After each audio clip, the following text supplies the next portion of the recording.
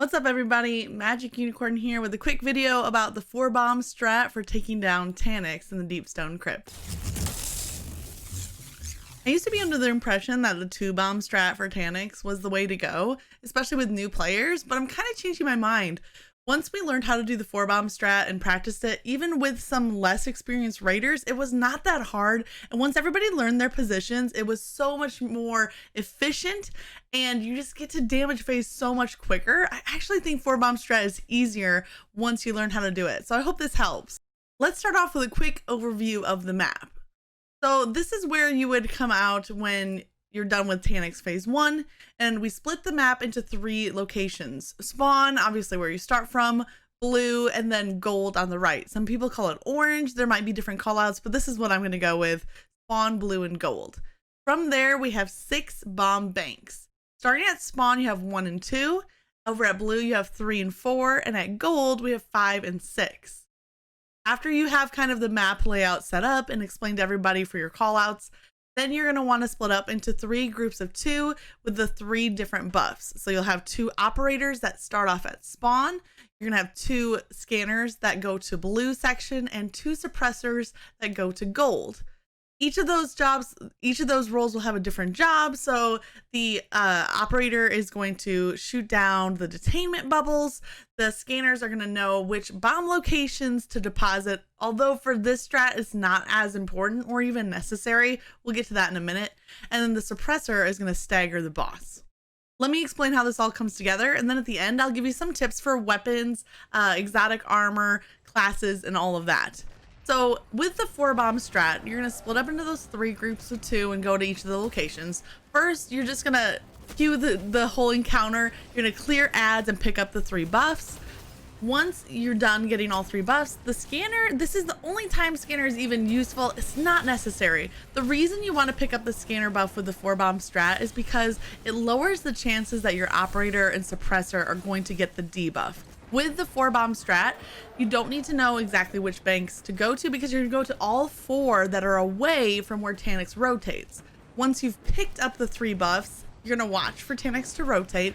Then the 4 players that are the bomb runners are going to line up on each of the 4 crits around Taniks. So front left, front right, back right. The only 2 people that are not running a bomb are going to be the suppressor and the operator. So the 4 other players should have an assignment for which crit on Taniks is going to be their bomb and it's going to be theirs to hit. Once Taniks shows those crits, you can fire a couple rounds of anarchy just to make this process go more quickly, and then really focus on the crits to drop all 4 bombs. The runners should not pick up bombs and should not start running until all 4 bombs are on the ground. That's really important because the timing is the hardest part of this whole strat. Once Taniks rotates, the 2 scanners are going to go to the right side of Taniks or his left side. They're going to line up on the 2 crits there. Then the off operator and the off suppressor, the 2 that don't have the buff at the time, will go to the left side of Taniks or his right. You're going to line up on each of the 4 crit spots, and then you're going to work together to drop all 4 bombs. This is really crucial. Don't pick up any of the bombs until all 4 have dropped. So that's probably the hardest part of this whole thing, is getting that timing down. You can use something like anarchy to do extra damage. If you're the operator, you could probably shoot from range with a scout or a pulse rifle, but mostly you're going to want to use slug shotties here to drop those crits really quickly. Once all 4 bombs are down, the 2 scanners are then going to head back toward the middle of the map and to the left, and the off operator, off suppressor will head towards the middle of the map and then to the right for the banks. For the gameplay that's playing here, I was obviously in the scanner crew, so you can see where I would line up to hit the crits. When he rotated to gold, I would then deposit at spawn. When he rotated to blue, I would deposit at gold. You can kind of do a little walkthrough with your team and just test out those rotations to begin with, because that synchronization is the hardest part. As soon as all 4 bombs drop, the runners are going to pick up their bombs and head straight out because there's no handing off. You really need to make it all the way to your bank. This is where the operator and suppressor come into play. Operator needs to be really quick in shooting down those detainment bubbles. That's their only job for this section. And then the suppressor just needs to book it to all the zones to suppress the boss. As long as the timing's right, you shouldn't have any deaths, but occasionally you'll have somebody die to radiation, in which case pick up their bomb and bank it, and then go back and get the revive. Since you're just doing one round to get to damage phase, it's not the end of the world if you lose someone here, unless you're going for flawless.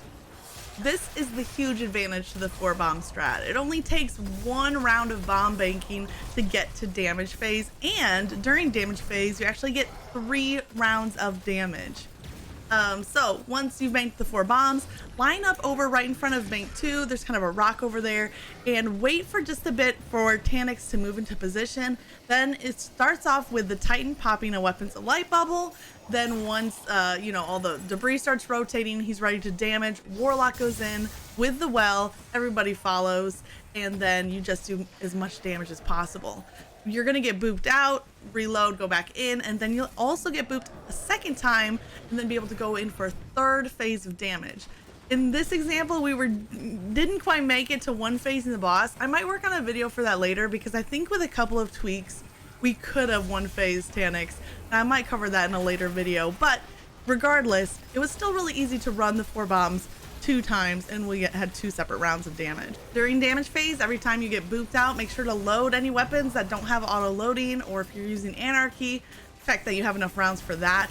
Also, it helps if you have 2 titans for this part, because the bubble isn't going to last for all 3 damage phases. So between the 1st and 2nd, or between the 2nd and 3rd rounds of damage, you can have a 2nd weapons of light bubble.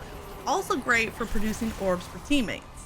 This leads me right into my class and weapon recommendations. So speaking of classes, first of all, it's great to have 1 warlock for that well. You could have 2 wells if you wanted to run 2 warlocks.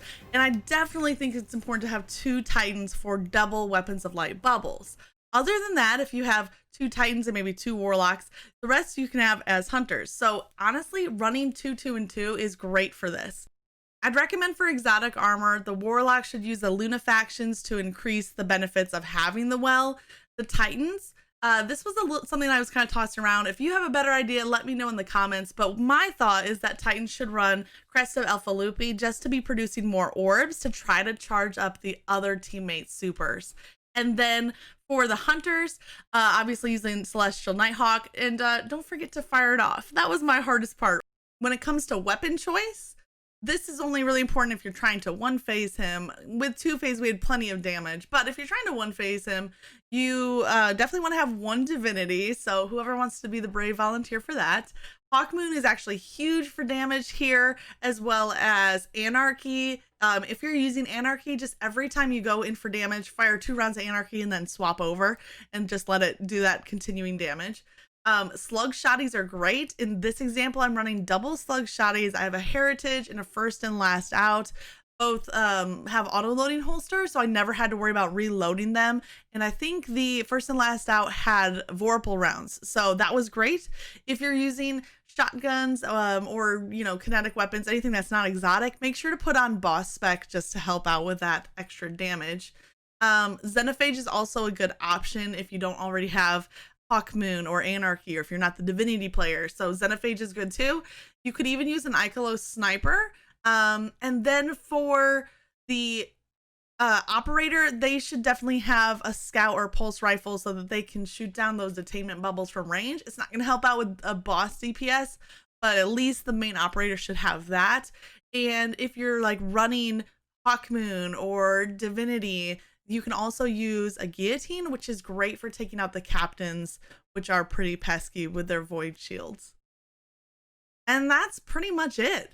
If you need to go into a second round, it's just a rinse and repeat and run it through again. You can run 4 bombs as many times as you need to get enough damage. Only thing you have to worry about if you're not 1 phasing him is which of the 3 buffs is deactivated. So that's again why you would want to have 2 people assigned to each position.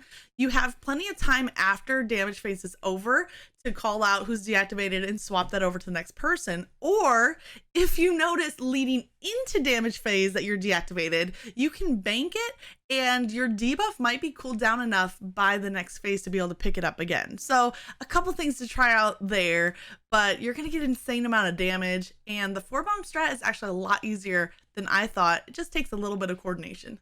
Thanks so much for watching. If you have comments or advice or tips or questions, drop them in the comments below.